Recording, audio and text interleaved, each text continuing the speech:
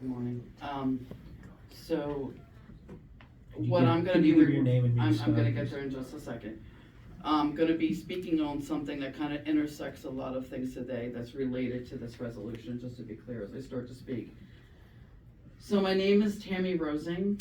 I'm a coordinator with the Pennsylvania and National Union of the Homeless. And I'm here today to speak as the tri-chair of the Pennsylvania Poor People's Campaign, a national call for moral revival. On March 2nd in Harrisburg, we declared ourselves poverty abolitionists. I'm also a social service worker in the community.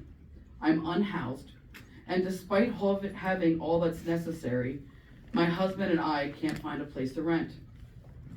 This is true for many others in our community. The rents are way too high, building more luxury apartments versus low-income housing, despite what the need is. Recent reports published state that about half of renters across the United States pay more in rent than they can afford. And in 2023, our nation experienced the highest spike in homelessness since at least 2005. At the Lancaster City Council meeting on February 27th, where the city did this ordinance you've been using to target immigrants by way of embellishments, it's important to note that at that same meeting, the County Homeless Coalition presented a proposal on what to do in regards to shelter beds and the overall plan to address the homeless crisis in our county. Several members in the community spoke out about their concerns of the loss of shelters, which the coalition proposed to close, high rents, rental application process and approvals, etc. Yet you have made no mention of this.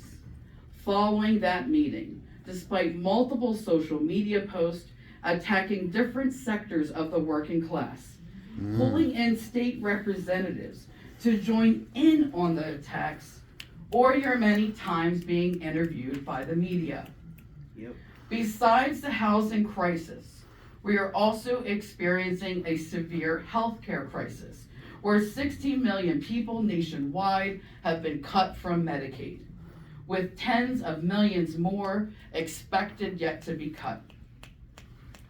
Out of that number, it's expected that up to 1.1 million people in Pennsylvania will be cut from Medicaid, cut from their health care, with over 600,000 people being cut already.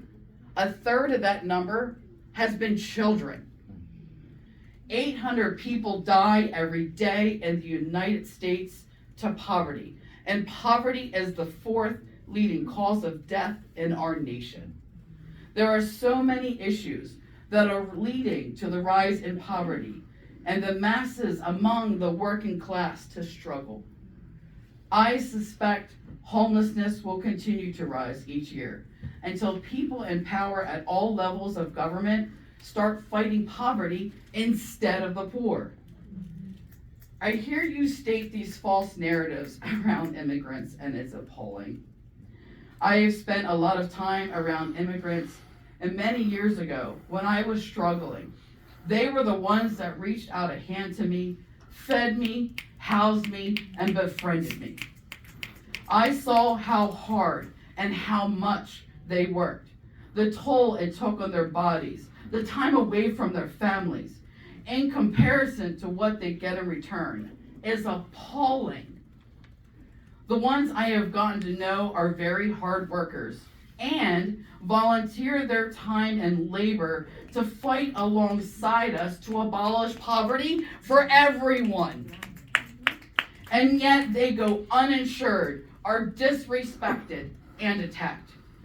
For those that attest to be Christians, followers of Christ, I ask you, how can you worship a homeless man on Sunday, then walk over one on Monday? For those that attest to care about children, family, and your neighbors through your faith in Christ, how can you not stand with those of us who are suffering and attacked at the hands of empire? Jesus did, and guided us all to do so as well, Read Matthew 25.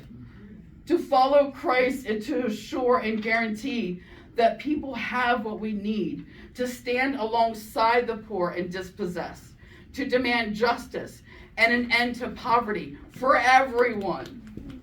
The ruling class across the globe uses our politicians as pawns to do their bidding so they can continue to hoard the wealth we create.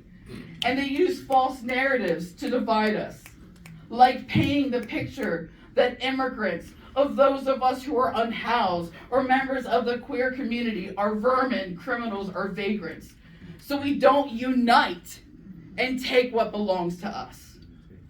It's time we come together, make the people in power work for the people as they are supposed to, and create a society and government that is truly is of the people, by the people, for the people, so we can finally have what has been promised in our nation's Constitution, the right to life, liberty, and the pursuit of happiness. Join us in becoming poverty abolitionists. Fight poverty, not the poor.